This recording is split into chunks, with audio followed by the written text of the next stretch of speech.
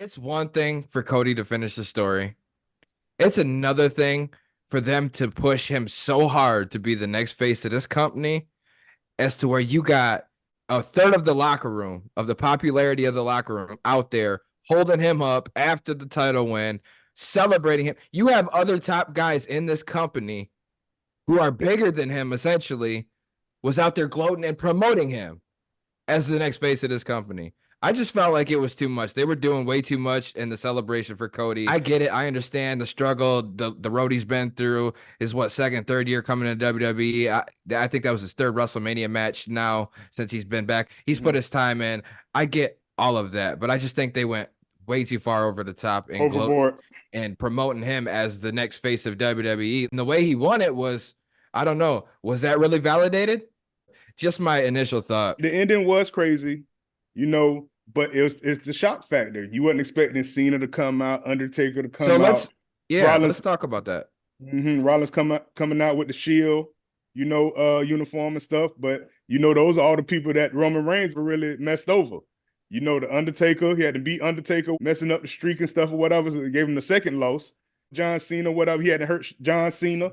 So Solo it was Sikoa a lot of different. Put him out of Solo Sikoa. I forgot he put Cena out of action supposedly. Yeah. So Right. So all those guys, whatever, all that stuff came back. The ghost of Reigns past. If you got bloodline rules, man, make that shit a 3-on-1. You got to pin all us. You feel me? No holds barred. You got to pin all us. Like turn it into 3-on-1. Man, come on, bro. Man, if I set the rules. Man, okay, you gotta beat Sikoa, you gotta beat freaking The Rock, and you gotta beat me to get the championship. That's bloodline rules. I mean, I think they made it. You don't go out there and fight this dude 1-on-1 or whatever, then you start to get your ass whooped, but then somebody else come out. That's what you've been doing the whole time. So how is that bloodline rules? Like, you had no real advantage of that match, bro, because they do that stuff all the time. If it's not Sikoa, it's Uso, man. If it ain't Uso, it's The Rock. So you didn't have any real advantage. So that's why I don't understand why you didn't take advantage of the bloodline rules. Because Cody finally finished the story and the way that this whole match unfolded, does this validate Cody's win as a champion? Because here we go. When they fought bloodline rules, and let me just go on record and say that this match, before anybody got involved, Jimmy Uso was the first one to initially get involved. Then Solo, then Cena, then Rock, then Undertaker. They all got involved in this match. But before anybody got involved in this match, before Jimmy Uso ever came in and kicked Cody, that match was already an all-time great match. They were going at it, bro. That match was phenomenal before all that crazy chaotic shit happened. So I just want to throw that out there. So with what happened. Jimmy Uso comes out, kicks Cody, boom. And here comes Jey Uso. And then spears him off the stage through the table. Yep. Cody and Roman go right back to handling business. Solo Sikoa comes out. Boom. Hits Cody with that Samoan spike.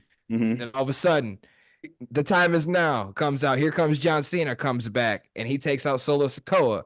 And then the final boss, his music plays. And he struts his ass down there. The Rock is the final boss. The final just running his mouth, talking all that shit. I make the fucking rules. He gets in there, rock bottom Cena. The Shield's music plays. And then that was my initial reaction, my guess. Remember, I thought Dean Ambrose was going to come back. And that's what put you in the mindset of that. But then here comes Seth Rollins in his Shield gear. And Roman comes out of nowhere. Superman punches him, obviously. And then the lights go out. And then the Undertaker comes out. Chokeslams The Rock. We know the rest. But all I'm saying is all this chaotic shit happened. And then after that, Rhodes was able to hit that triple cross Rhodes on Reigns and pin him for the 1-2-3. So you had how many Hall of Famers helping you? Right. The bloodline was outnumbered, if you think about it. They ended up being outnumbered. So Cody beat him at his own game. I understand that. But when you have The Undertaker, John Cena, all coming to bat, helping you. Jey Uso, another guy, they're pushing really, really hard right now, and they all help you to win your first title reign. I don't know, man. It doesn't really validate you to me. if you look at like Roman Reigns, look at how when he won his first championship, dude, they had to go through the tournament and he ended up beating Ambrose for it initially, lost it right after that because Sheamus cashed in the Money in the Bank. He wins it again the next Raw. He ends up winning it. He fought through all obstacles. McMahon trying to screw him over, Triple H trying to screw him over. So he was validated from the jump in his first title win. Cody Rhodes leaves WWE after all them years, helps start AEW, the whole new company, in thoughts and regards and hopes to put the WWE out of business. You start your own wrestling business. Then you come back. WWE shows you the money. You come back to the grandest stage of them all. And then now you get this push. And now finally they let you win the championship. But to me, still not validated. I disagree because I think it's got to be validated because I think if you're going to beat Roman, like I agree with you, the match was great. It took everything for him and everybody else to beat Roman, but I don't look at it as not being validated because those bloodline rules, if they didn't interfere in the first place, it would have been one-on-one. But I just think the magnitude of that match, which I think it's one of the greatest endings to any WrestleMania match in history, in my opinion. And I think because of that, it's going to be so memorable. Everybody's going to remember that, and that's going to validate him being part of one of the most wildest finishes in the history of Mania. And I think that's why it's going to be validated. Now we'll see if he can carry that torch, and keep it relevant months after months after months. Are people going to get tired of him after he already finished his story? Because that's what it was all built around. Is he going to be able to keep everyone engaged? That's the biggest question. But I thought they both held up their end of the bargain. They had a great match. Cena, all these guys coming out, Undertaker coming out. Like a lot of people argue it should have been Austin. I think he could go either way, whether it's the glass breaking or the gong. You're going to get that crazy reaction people weren't expecting. And honestly, I listened to his podcast today. Undertaker didn't find out till the day of, on Sunday, sitting in his press box, that he was going to go down there and do that. He had no idea. Okay, yeah. the rumor was Stone Cold and WWE were in talks to bring him back, but they couldn't reach a financial agreement, from my understanding.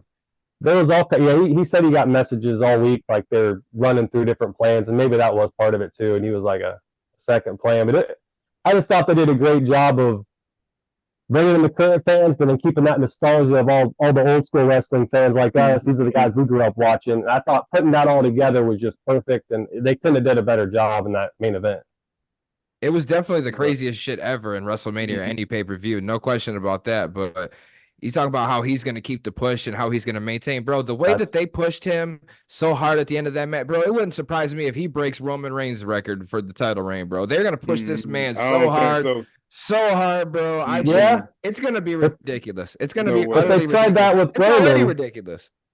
You only push him so hard, are people going to turn on him? They did it when Roman first started. They pushed him hard, and people went against it because they didn't want it pushed down their throat.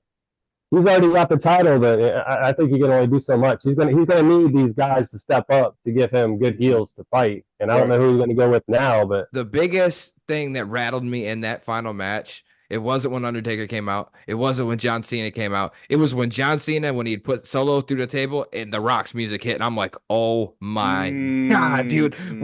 You just thoughts start racing in your head. Like, are we going to see another Cena Rock at WrestleMania? Like maybe next year, is this going to spark a feud? Is this going to you just think the craziest shit, but Cena Rock at WrestleMania. And that was just so funny, bro. Yeah, that was crazy. But that had me on the edge of my seat, bro. So, and I like how they took their time with it, and they did a little stare down in between and really took it all in and just didn't rush it.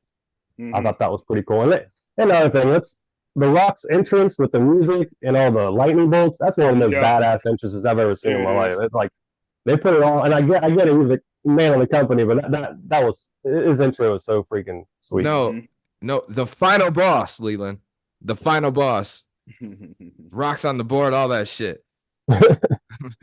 But that was so funny though when the Undertaker came, you heard the dong and then the lights come back on. Undertaker's just looking at him all mean mugging, and the Rock's just talking shit. The Rock is the final boss. The final boss.